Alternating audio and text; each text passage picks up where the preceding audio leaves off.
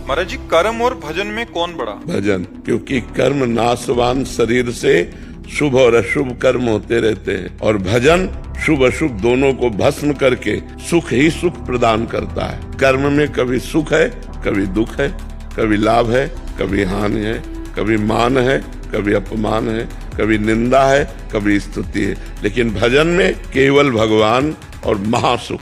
कर्म की ताकत नहीं कि अविनाशी पद प्रदान कर सके, भजन की ताकत है कि अविनाशी पद प्रदान करेगा।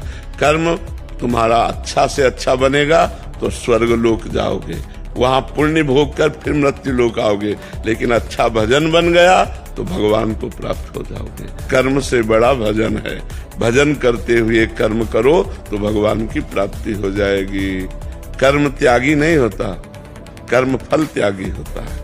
भजन करते हुए जो कर्म किया जाता है वो भगवान की प्राप्ति कराता है, और जो केवल कर्म किया जाता है वो अवश्य में वो भोक्तव्यम कृतम कर्म शुभाशुभम, शुभ और अशुभ कर्म जो बनेगा उसे भोगना पड़ेगा।